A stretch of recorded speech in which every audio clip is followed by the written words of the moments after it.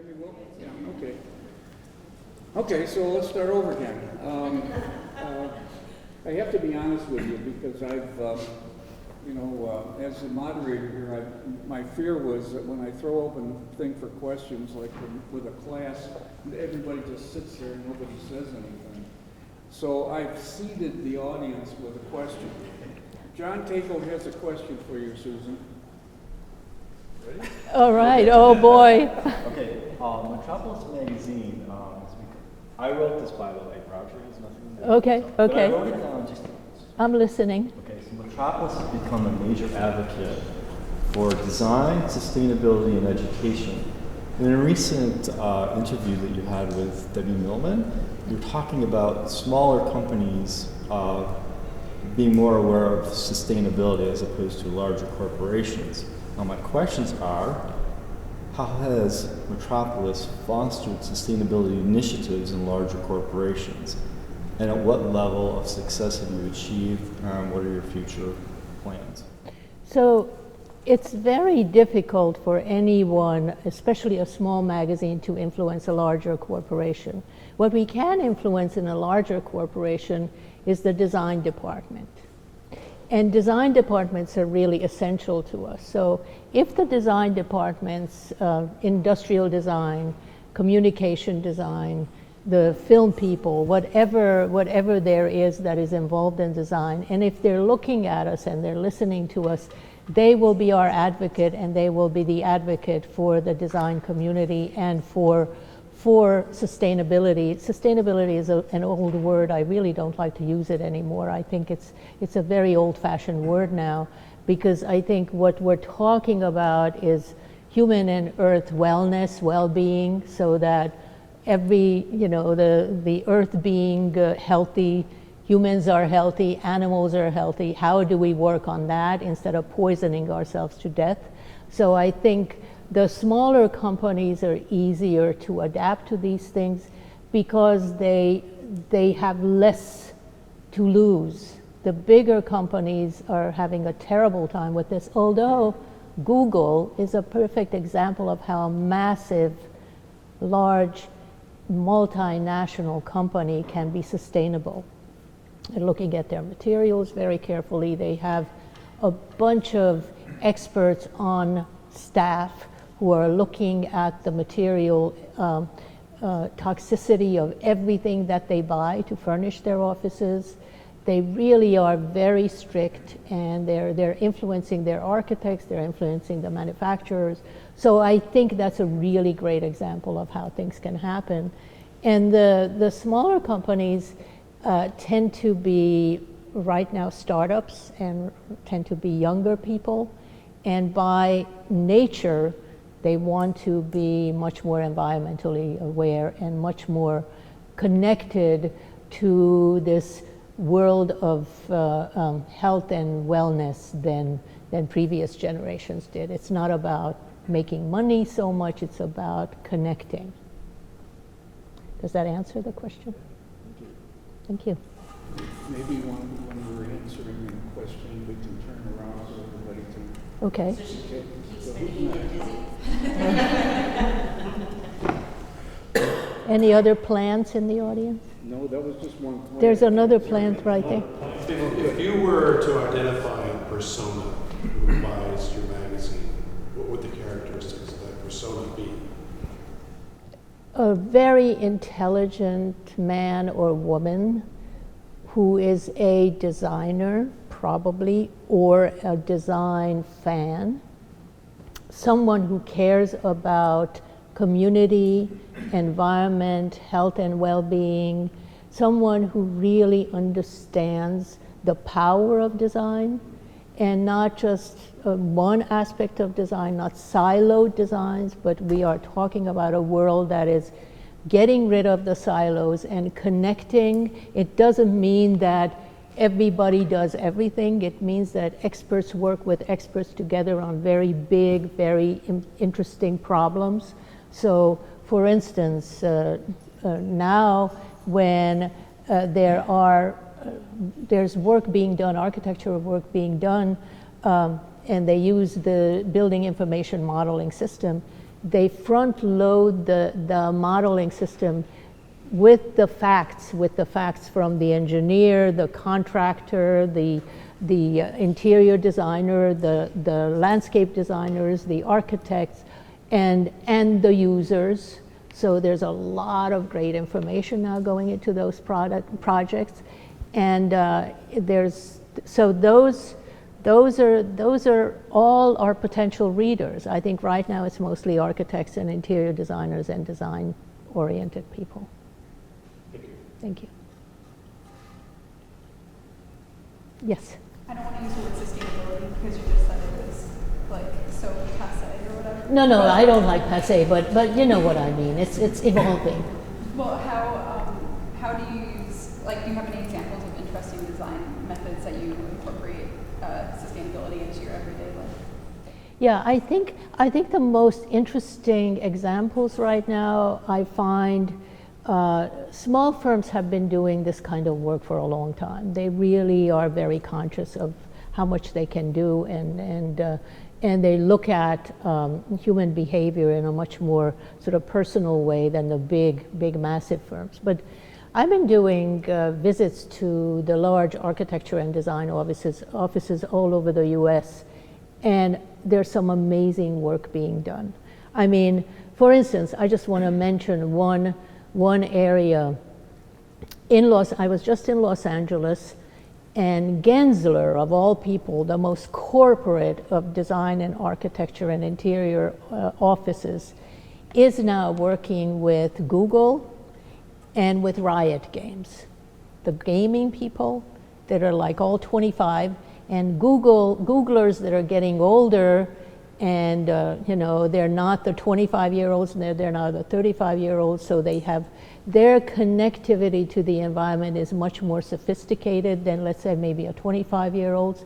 So they want healthy foods, healthy environments, clean air, clean water, clean living in general. So I think what's happening is that those firms like Gensler in Los Angeles, and not the other offices, but in Los Angeles, are doing some phenomenal work because their clients are asking them to do phenomenal work.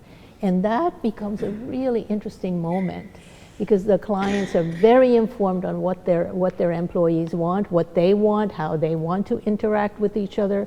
It's not about, I'm going to have to put X number of butts in those chairs and move on. It's not about that. It's about how do people work, how do their best work, how do they belong to the community. For instance, they will say things like, well, the buildings are not just buildings alone. They connect to the community outside of them. This is the stuff that I'm hearing now. So it's not about, an isolated building that an architect will design. They know that it's going to have to connect to the larger world. That means to nature, to the community around it, to the people around it, the people in it. So there's a much more connectivity than ever before. And that, to me, is an incredibly positive and forward-thinking idea that I'm now seeing in a lot of places all over the country. Very encouraging. Yes? So it's my understanding that you contributed to the redesign of Ground Zero after 9/11. What was it like to take part in something like that while there was so much chaos going on around you that was front and center in your life living in New York? Well, it was really almost cathartic, because it meant that we would be involved, and so we needed to do something. And I think that was the difficulty, because you felt so helpless. And so when we formed, Beverly Willis, architect, and I formed the civic group that became the research group. We were known for our research. So we researched everything from shopping on the street to environmentally sophisticated neighborhoods to retail. I mean, we really put very strong research muscles at those at that research, but it really gave us something to do, because if you are living in that world where so many people died and so much is incredibly unstable. And so, you know, when you hear a fire truck, you turn into a blubbering idiot because all you can remember is all the firemen and women that died. And so you really have to kind of be positive and productive. And the civic group really helped me, and I'm sure it helped Beverly, and it helped a lot of us who were part of it, because we were the ones who took an interdisciplinary approach. We had graphic designers, architects, interior designers, product designers, politicians, you know, engineers, students, and we had this varied sort of multidisciplinary group putting their energies to this research project, which then we presented to the mayor's office and to the Lower Manhattan redevelopment office, which of course, who knows what they did with it. You know, they just kept doing whatever they wanted to do. However, what it did was that it provided a really interesting archival material, that it created what a civic group can do under really difficult circumstances, and it created a paper trail of our activities.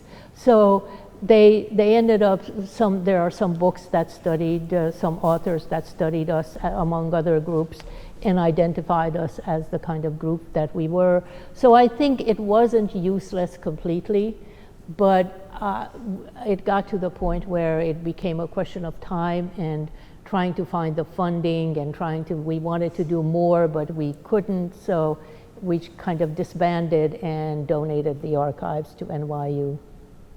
So that's what happened there. To follow up on that with the visual, I hate to say this, we always talk about it as war rooms where you can visualize all that information just pulled together. And to me, that would be a meaningful thing. So I'm wondering if there was something like that, not only because you could then see cross disciplines, what people were researching and finding, but it also created a place to bring like people together to kind of walk through that process too, emotionally. Yeah, I think that would have been a really good idea. What we did was we produced things like, it's almost like term papers, illustrated and documented, bound term papers that were handed to the, handed over and explained to the powers that be.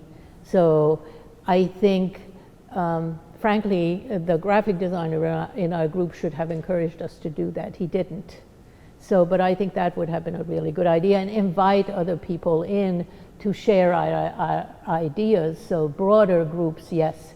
I think we were so busy trying to figure out what we could do and what we can offer to the planners, because we still believed in that at one point while we were producing these things, that I think we were blinded to everything else. But I think if you were there, or another graphic communicator was there who understood the storyboarding and the kind of telling a story, we could have done some public outreach programs, which we didn't. So we were a little bit navel gazing, I think.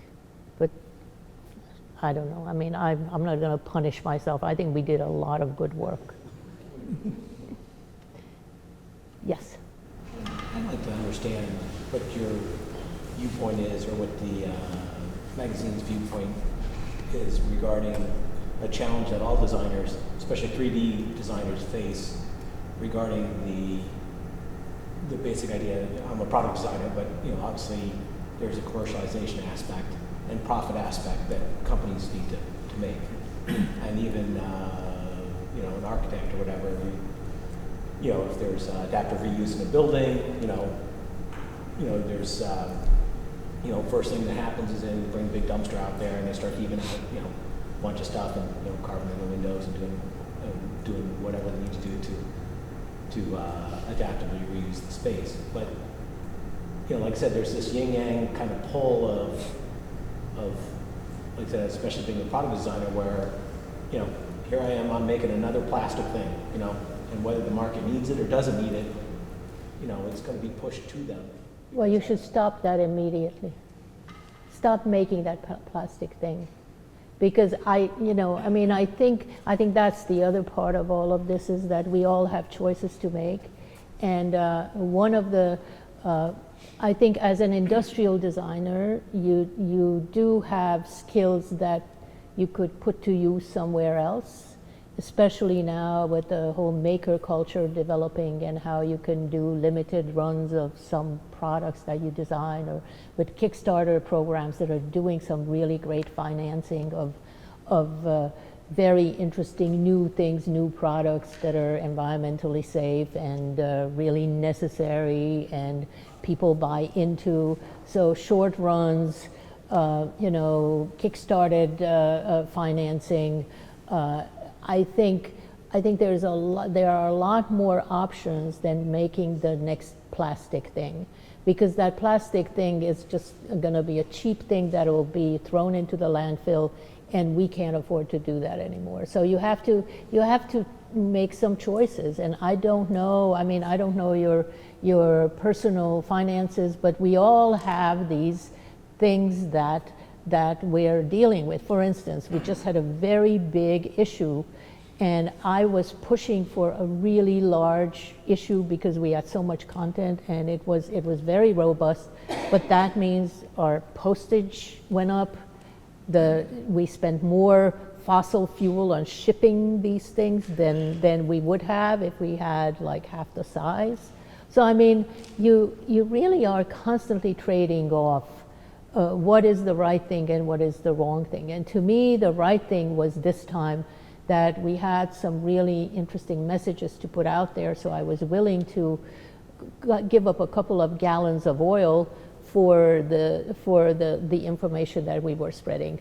Was it right? Was it wrong? No, it was just a decision that was not ethically or morally based. It was probably just one of those things that we all do because you have to have an expedient. So I don't know. I mean, it's a really hard thing. It's really hard to make choices today. Yeah, I think about, let's use Apple as an example. So I'm sure 90% of the people in this room have an iPhone. Yeah. And they probably have 4 other phones sitting in a drawer, at their house. So it's, Apple's obviously a successful company, and they're going to make that device, and they're going to sell that device, and you can't reap the benefits of that device until you have a physical item. So, although it's somewhat easy to sit there and say, stop working for Apple, stop designing iPhones, I think there is some benefits to people having the iPhone, and there's obviously some, ecosystem, health ecosystem thing for the world where you're not putting things on paper, or you're not, doing certain things. So I was just curious. Well, the paper can be recycled. iPhones still haven't figured out how to recycle. They have some BS verbiage about how you can reclaim your iPhones, but they're full of all kinds of poisonous, toxic material that goes into landfills and that goes into water supplies, and that is unconscionable. And believe me, it took me forever to get an iPhone. It took me a moment where I lost my clamshell. I would have held onto that damn thing forever if I didn't lose it. And then I have a niece who's like, well, you're not gonna, you have to buy an iPhone because really, what kind of old-fashioned woman are you? So I buckled, but I always had a terrible time with Apple's lack of policy and lack of understanding for recycling. I don't know what's going on right now with Tim Cook. I think he's probably a little bit more conscious of those issues, but they still haven't figured out. It should be top news items. It should be, how do they reclaim? What do they use? How do they reuse some of those chemicals? How do they, refurbish those phones? It's not happening. They're too busy inventing the next phase so that they can sell some more. And given the stock market and the way it was about a month ago or 2 weeks ago, Apple isn't doing that well. So there's something going on. So people are buying other things. So the kind of iPhone mystique is probably wearing off a little bit. So, I mean, the marketplace kind of takes care of itself, but you know, there's so many egregious things out there. But as an industrial designer, let's say working for Apple, if you know something about what to recycle and how to recycle and what materials you put in those phones, you have to figure out how to talk about those things, or your team has to figure out how to talk to the powers that be. Somebody's going to have to make a move, because otherwise it's not going to change. And so, I mean, it's a really, really difficult position, but I think given how this next generation has a relationship with their environment, with the things they possess, I think that's going to change a great deal. So maybe you know, it's taking longer than I was hoping. I mean, if we continue down the iPhone conversation, if there was, and let's just say they added a $25 or $50 recycling fee to, you know, to completely reclaim the iPhone, is that something that, you know, Metropolis would advocate for? Well, I mean, I think that's like the $25. I wouldn't advocate for that, because I think that should be figured into the recycling, should be figured into the design and manufacturing and the sale and the reclamation of the product. So you're not paying 10 cents for that iPhone. You're paying a lot of money for that iPhone for something that they produce for very little money in countries that have much lower wages than the Americans do.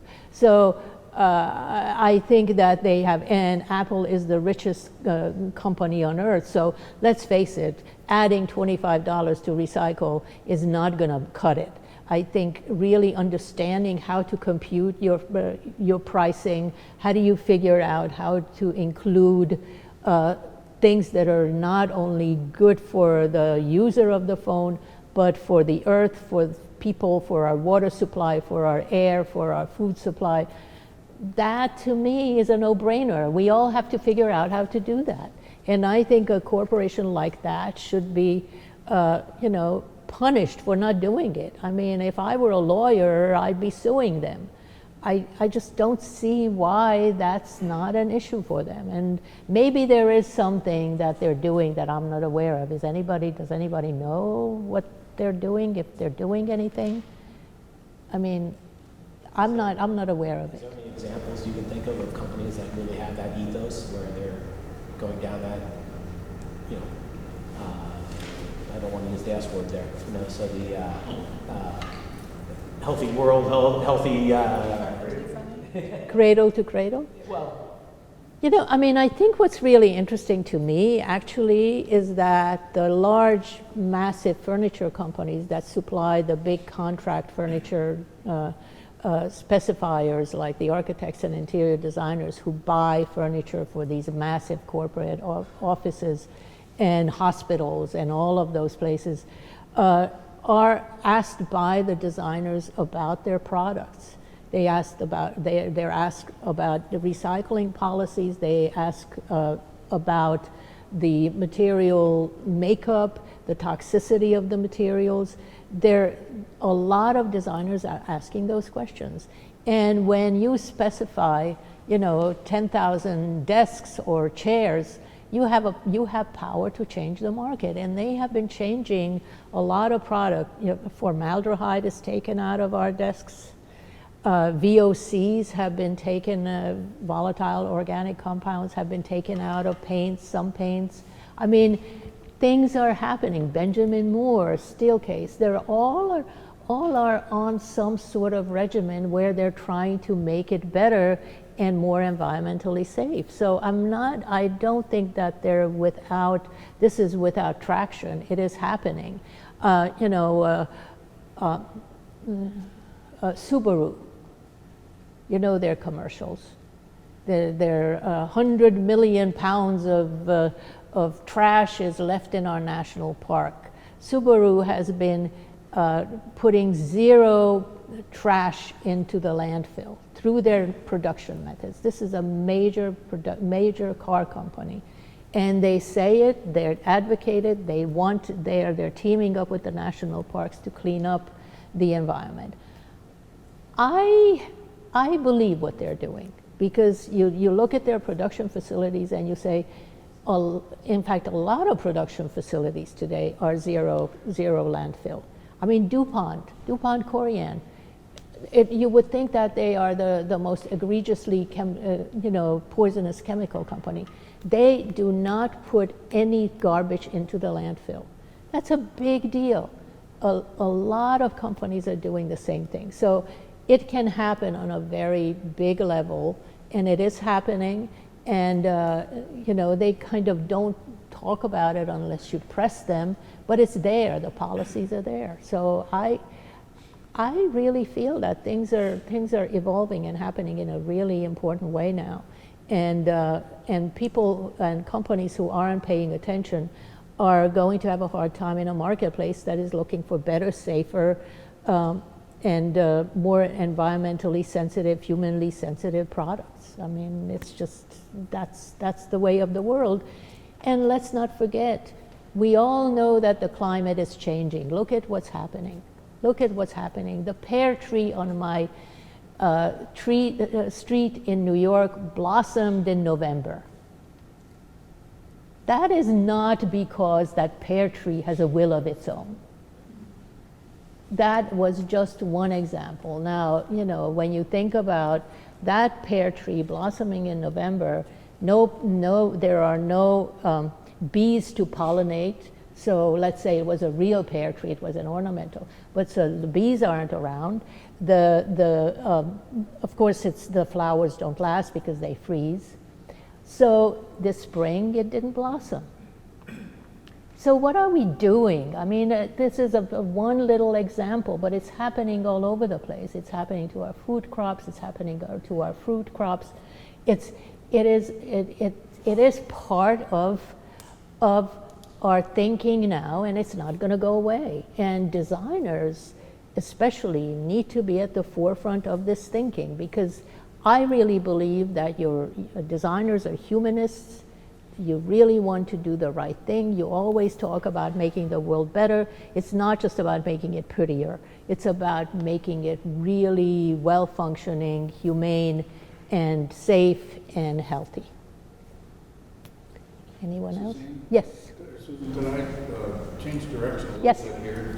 We spent some time today visiting the Vignelli archive and visiting the Carey, and I noticed that the RIT archivist is over here with us, and I'm wondering if maybe you could return to your stated title of the talk, which had to do with the digital, what we do in terms of the digital world, Right. in terms of archiving. Maybe you could give us some wisdom on that topic. Well, first of all, I loved seeing all of this, the Vignelli stuff. I know the Vignellis, I know their work, but to have that documentation available for the designers to study, and for scholars to study is enormous. Without that, you do not have scholarship, and you do not have a foundation for a profession. So without scholarship, you're just some sort of whatever you are. I don't know. That's been the problem with the interior designers. They don't have a foundation. They don't have the scholarship. So they're kind of dismissed as some sort of decorators, where they're not. They're incredibly complex professionals now. But so the Vignelli archive and then the graphic design archive is absolutely essential for any kind of going forward in understanding who you are as designers, where you came from, what you were able to accomplish, and how to build on that. Now, I just wanted to give you one thing, because last week I did a talk at Columbia about the Aaltos. How many of you know Alvar and Aino Aalto's work? Finnish architects, husband and wife. it always, the whole history is, their history is based on one book, and everybody was copying that one book, and nobody did original research. And nobody bothered to look at their archives. Thank goodness those archives were not thrown out, they were saved. And what happened was an American scholar wanted to see what the real story was of this designing couple. Both of them were architects, incredibly talented, both of them, but all the credit was given to him. So she went through sketchbooks, diaries, she found lost photographs, she found documents coming from the office and who signed them. And lo and behold, Aino Marcio Aalto, AMA, was on a lot of the job orders, a lot of the work that came out of that office. And then in her diaries and in her in the photography that she found, for instance, she found Aino setting up the 1939 World's Fair, the Finnish Pavilion in New York. She was working the site. So she apparently worked the site more than Alvar. So she was a key member of this duo. And then what she also found when she discovered how the backgrounds of both of them is that Aino, when she graduated from architecture school, went to work for a bricklayer. So she learned her building crafts, and a carpenter. So she knew how buildings were put together.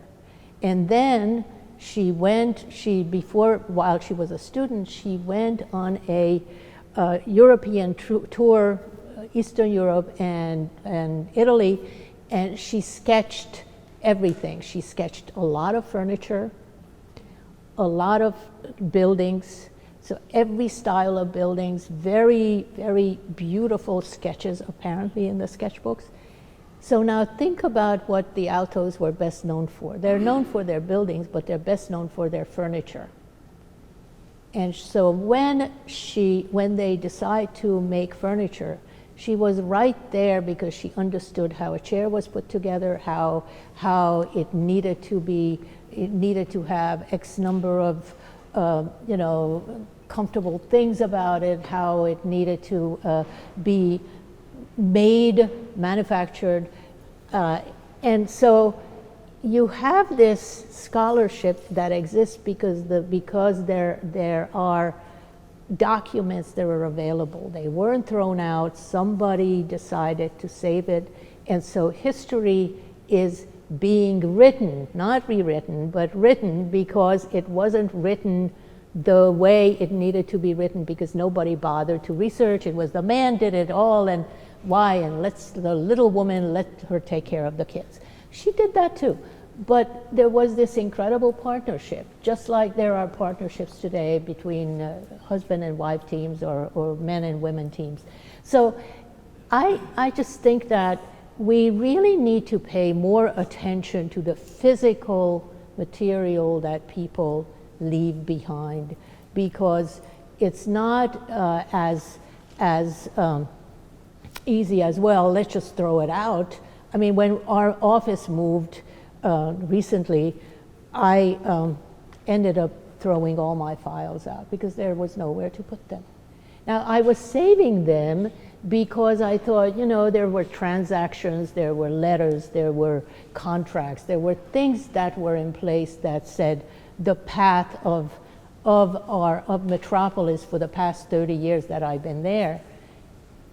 Where do you put that? And how do you find a place for it?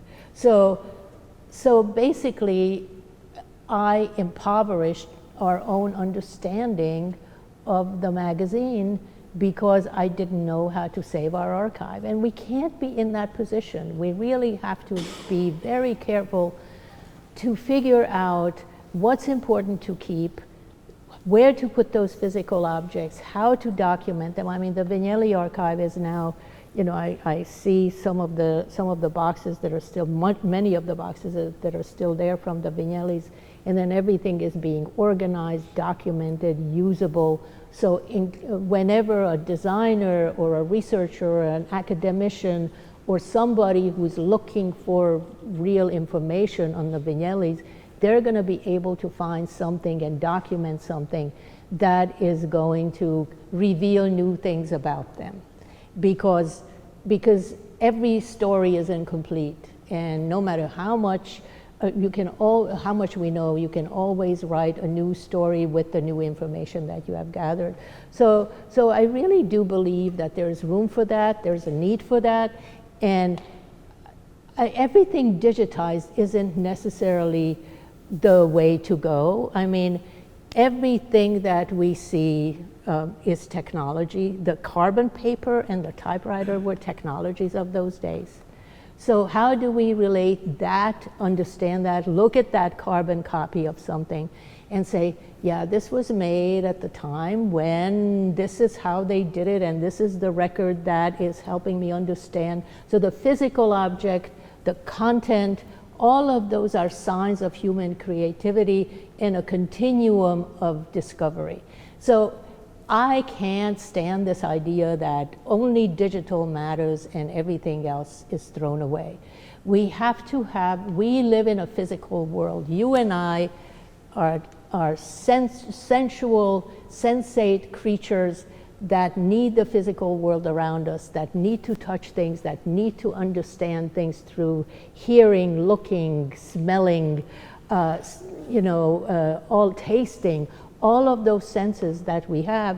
And the digital world is a very small area of understanding, although it has a lot of facts, but it doesn't involve our senses. It doesn't create something for us that enriches us as the human beings that we are. So there's a lot of great stuff about digital. I'm not an anti-technology person at all. What I'm saying is that everything can live side by side. There was talk about the radio going out of business. Well, radio found its new area of broadcasting. Television. I mean, television maybe isn't the iteration that we have known, and the commercial television is probably on its last leg, but the filmic world that television puts forth is a very demanded, very interesting commodity that we need to understand our world with. So I think we are so quick to dismiss everything and instead of saying, wait a minute, the technology is changing, it's different, but it's all about us as the human beings that we are. And so let's respect it, and let's adapt it where we need to adapt, and let's hold on to it where we need to hold on to it. I mean, don't forget, we redesigned Metropolis last December because I have a very young staff who are completely committed to paper. I mean, these are the kids who grew up digital. They love the paper, they love writing the long form, they love to read, they really are interested in diving deeply into a subject, which you really literally can't do online because it moves too fast and you move too fast and everything is jumbled together and it's all headlines. And so they understood that more than I did, that you needed a physical, tangible object to hold on to. And they all talked about physicality. I mean, I didn't use that word, they used that word. And so these were the 25-year-olds who did that. And I just think that we need to be very careful to say what we throw away and why are we throwing it away and what do we keep and why is that important to keep and why is the Vignelli archive absolutely essential and why are other archives absolutely essential to us as the people that inhabit this earth and try to understand it, and every bit of information that helps us understand it and helps us understand design for us and grow from that and lay the foundation for ourselves, for design and for designers is really key, and I just don't want to lose that. And it's this mad rush to shift everything into this this world that we can't touch, we can't smell, we can only see. And we can't, I mean, we can hear, but we really can't because we're not hearing it the way we hear each other and the way we interact with each other. We certainly can't taste. So I just think that we have to be much more careful about what we give up and what we throw away, and that some of the things that we throw away should not be thrown away, because we're losing if we do. So I was really happy today to see all of that great work and the graphic design library. I mean, that is phenomenal. And oh, by the way, I touched William Morris's printing press. I mean, this was my moment of extreme ecstasy, I have to tell you. Because Morris was one of my heroes in studying design history and the arts and crafts, and what he did and how he used Kelmscott Press to put out works and beautiful, beautiful books, and using the printing methods of the time, and the fact that it is owned here by the university and it is being used to create documents. That's huge. That's huge. And the fact that we have that, I mean, this hand will never be the same. I touched it. It was fantastic. So again, it's not, this is not nostalgia, it's connectivity, it's connections, it's understanding more than your moment. Joyce has a question.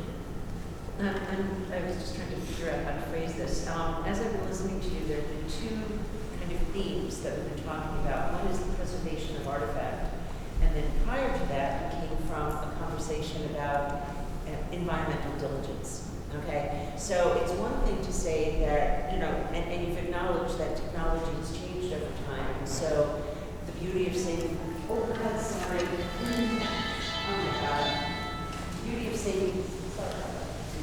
saving paper that really represents the work of you know, significant individuals is important, even though things can be digitized. Right.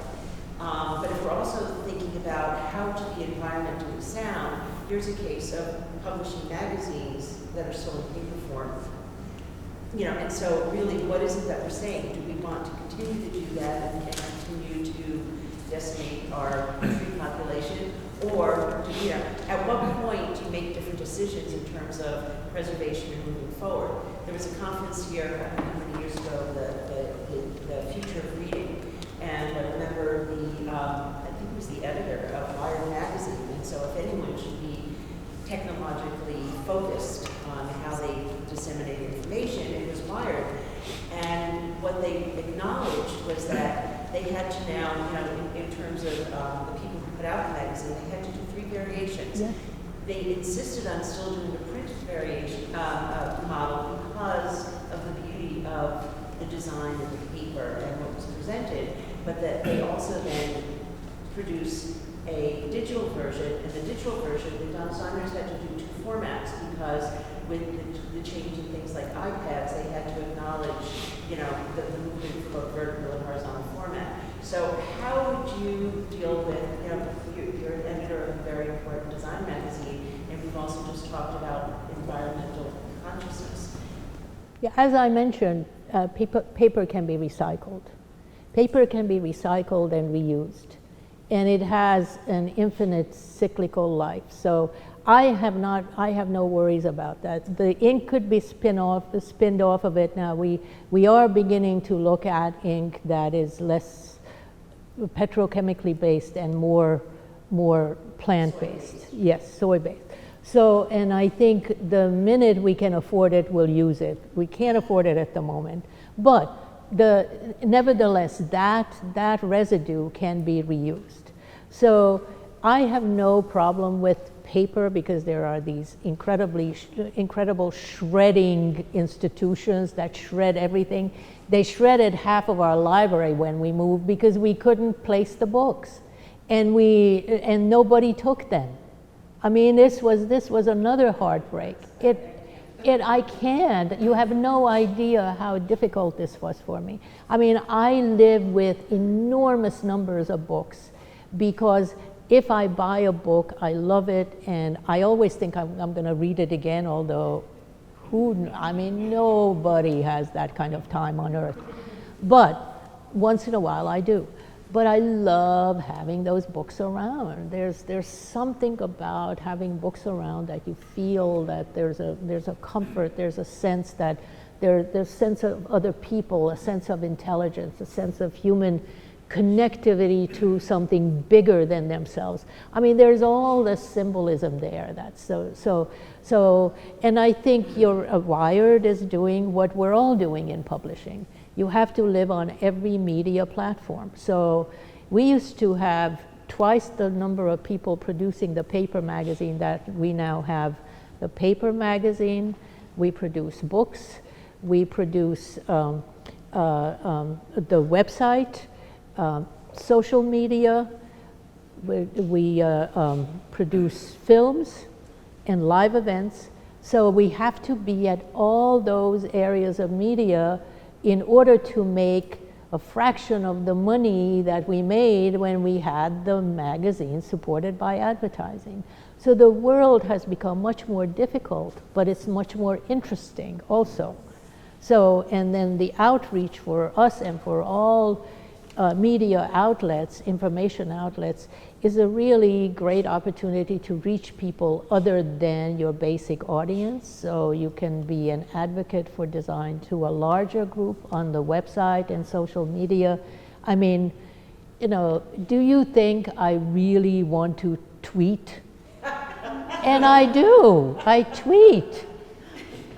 I mean, that's the only social media that I use. I can't stand all these visual things because they don't do anything. They don't say anything. And I don't have a Facebook page because I just don't want to see cute dogs. So, and I don't care. I don't care about the cute baby and the cute dog. So, but Twitter is really cool because in 140 characters, you can do a message, and with an attachment, you can, if somebody reads it, they can click onto something bigger about that topic. And I never tweet anything out unless it's attached to a larger piece. So, I mean, I think, yeah, we all need to use all of these things, and we are all part of it. It's part of the media world now. But I don't know how it's changing, and I don't know how paper will evolve. But the thing is, books are coming back. Magazines that left are coming back.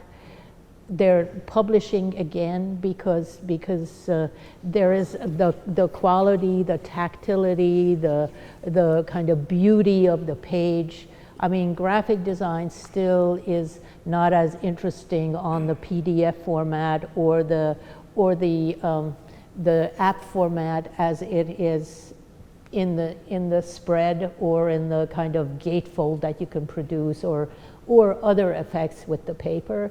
So I don't know if that's going to be forever, but judging from where technology goes and what remains, I think magazines and books will have a life. And it depends on what we do. I mean, I think one of the things that I think a lot about is how do you make a paper product that is so sought after by a certain number of people that can be the heart and soul of all your media, because it contains the most important, the most interesting, the most provocative information that you can disseminate, and then everything else kind of arrays around it. So I've been thinking a lot about that, and we haven't gotten to the point of really seriously discussing it because we haven't had to. I could see that day coming, and I'm really, like, I really want to know what we'll do and how we'll do this, you know, and I think we have to. But again, I'm not giving up paper wholly. I love reading books. I never buy anything on Kindle. I want to handle it. I want to smell it. I want to turn the page down. I want to underline it. And okay, so this kid is not going to do that. You probably won't do that, but you know, you may. You may find yourself that this is a really, your book might be, the next book that you read, you might be really friendly with, or the next magazine you put your hand on, you might say, hey, I'm interested in this. What does it feel like? Or maybe not. It sort of doesn't matter. But I think there depends on how you get your information. But I sincerely believe that because everything slides by so quickly when you're online, everything, whether it's an advertisement, whether it's fact, whether it's a headline, whether it's an article, everything goes by so quickly that at times you need to sit down, be quiet, spend time to read and understand what you're reading and remember something. And that is the only way you're going to remember if you're going to focus and it's not you're listening to it on some tape, it's not looking at some headline on the website, it's not flipping through your iPhone, it's not any of those. It's about the commitment that you have to that spread or that page to read every word because you're so interested in what you're reading and you feel like you're learning something. To me, that's where you're learning, and that's where you lay the foundation for your next bit of understanding. So I don't know, maybe I'm really crazy, but I really feel that this is important, and it's important for us to think about. Yes? I have first of all, I wanted to tell you that I really share your thoughts about the importance of having something that is not digital, it's not neutral, it's the same for me. I'm an architect, but I still think that it's very important to read books on paper. It gives you a different approach. My question is, if you think that in this period in which everything is so technological and people are so informed, this affects the grade of knowledge. So people are more informed, but do you think that they are more motivated or less? People are not informed. Look at Donald Trump. God damn it, he'd be laughed out of this business. I mean, you know, what are we talking about? People are not informed. They're making judgment based on sound bites. So yeah, there's a lot of stuff. I don't call that information. I call that blah, you know.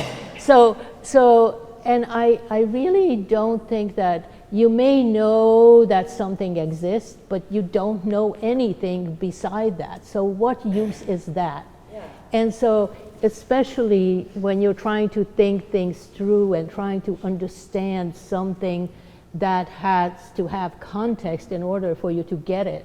And, you know, I mean, my education is a historian, so I need context in order to get it.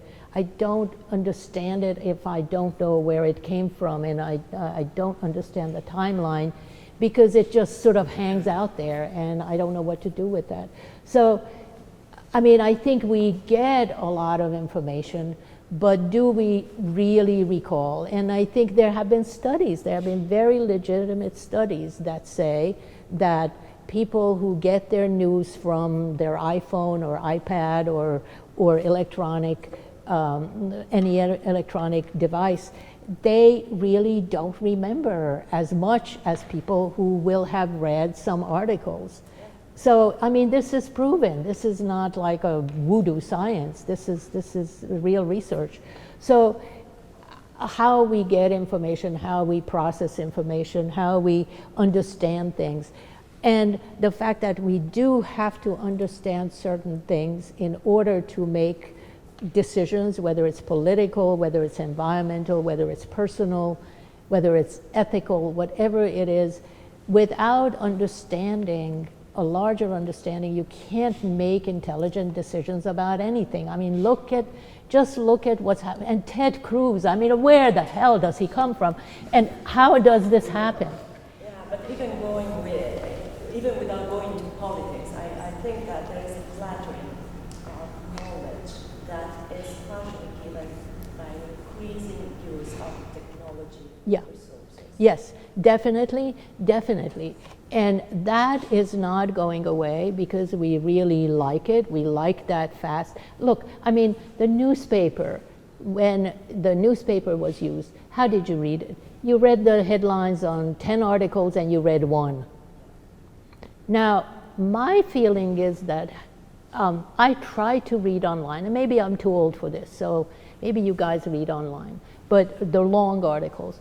But I do not have the patience to sit there in front of my computer or my iPhone to read a long article that I need to read, that I need to understand so that I can take it to the next level and think about things. So yes, the technology is not going away.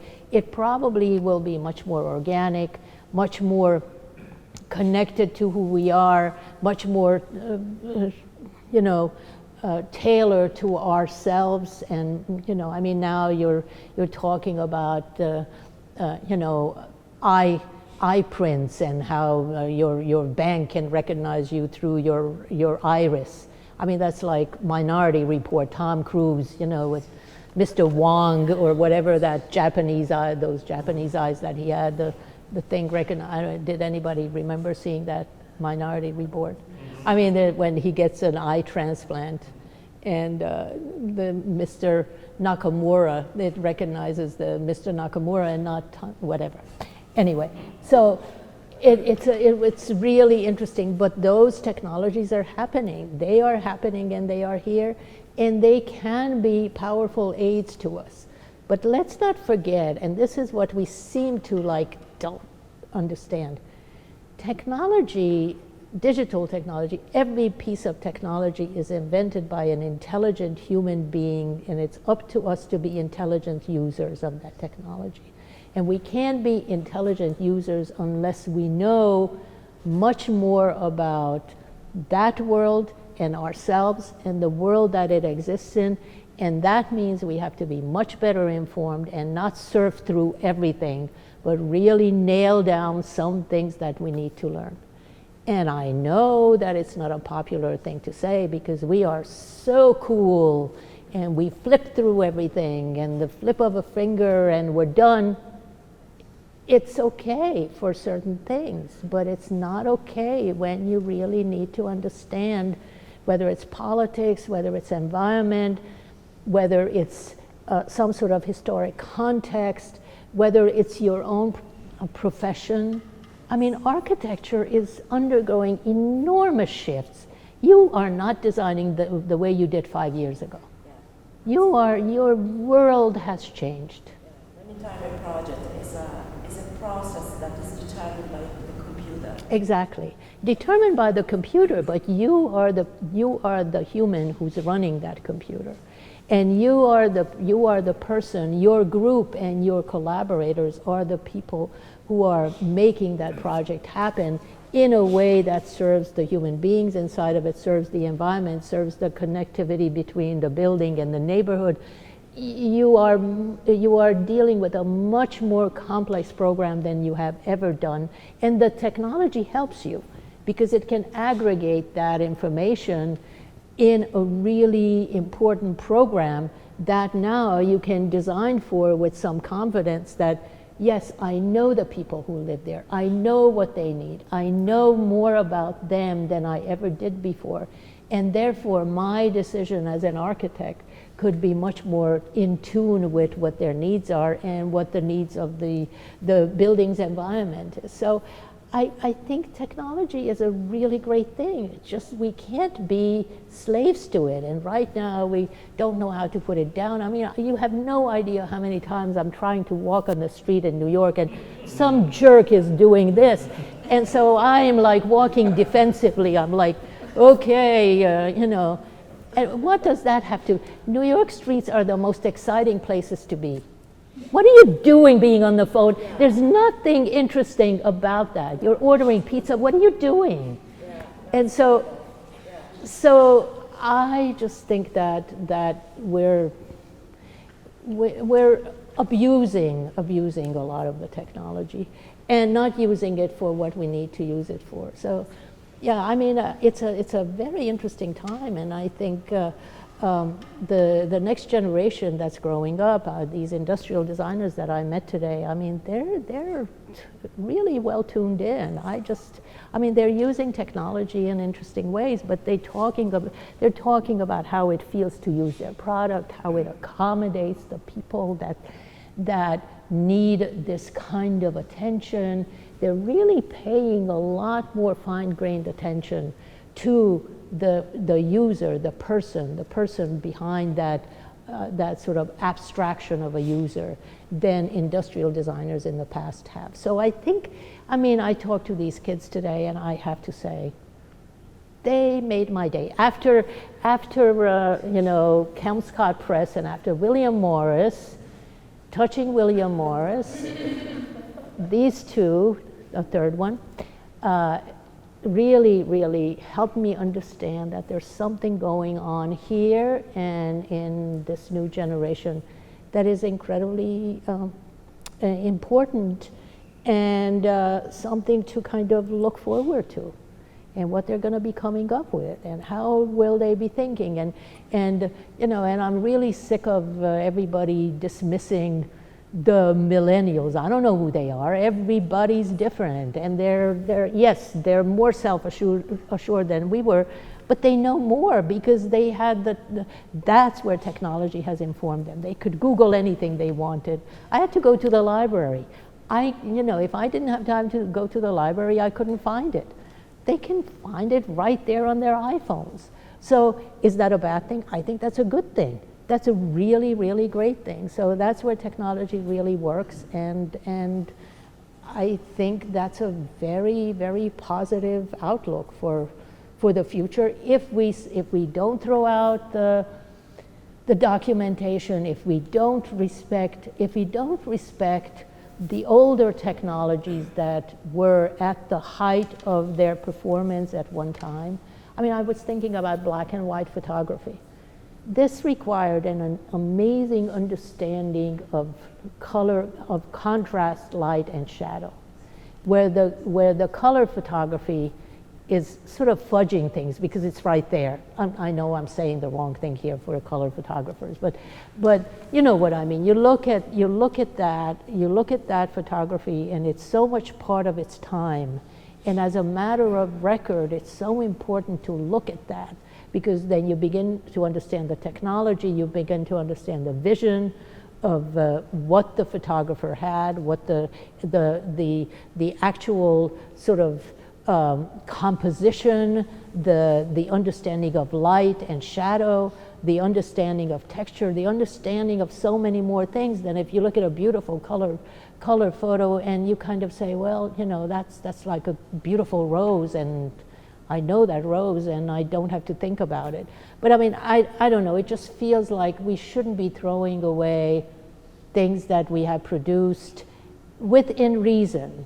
And I think for instance, the Vignelli archives, it's going to be really interesting what happens when you have 10 of the same type of documents, and what will you save, and how will that be cataloged, and how much room will you have room for, and as other designers leave their archives to you, how will you edit, and how will you use those archives in the very best way, and use the very best and most important parts of it. But that takes scholarship to evaluate. That takes understanding of what design history is, what the personal contribution of those designers are, and their place in the design firmament. So it's not as simple as, well, they're these job orders, I'm going to throw them away because they don't mean anything. Well, if I know Aalto threw away her job orders, we would never know that she was making major decisions in that office. So again, it's discretion, it's connectivity to something bigger than ourselves, it's connectivity to our past, and it's not about being nostalgic. It's about recognizing that human life and existence is a continuum, and we weren't born out of the brow of some goddess, but we evolved on this earth in a really interesting and earth-specific way. So how do we keep evolving, and how do we understand ourselves? And that to me is the big question that I ask myself all the time. And design helps me understand it. Design helps me communicate it. Design helps me see it. Design helps me get a fix on what is possible. So I think that you're lucky because you're doing design, and I'm lucky because I can write about it and present it and talk about it in a way that other people get something out of. So it's, you know, what we're doing is important, and what you're doing is very important. And it's not about some flimsy decision. It's about some really important decisions that you're making, and you're creating some pretty amazing things if you're serious about it. And if you're serious about your materials, your users, the needs of the earth and humanity and all of life, that's a big assignment to have. But Jesus, what else is there? I mean, really, when you think about it, why are we here if we're not being challenged by something bigger and more interesting, and something that says, oh, we need to figure this one out? Isn't that great? We should be able to figure this one out. Susan, my students know that I love to use quotes in my writing and in my teaching. And one of my favorites is, I think it was Oliver Wendell Holmes said, "A mind which is stretched never returns to its original shape." Thank you for stretching our minds today. Thank you. Thank you.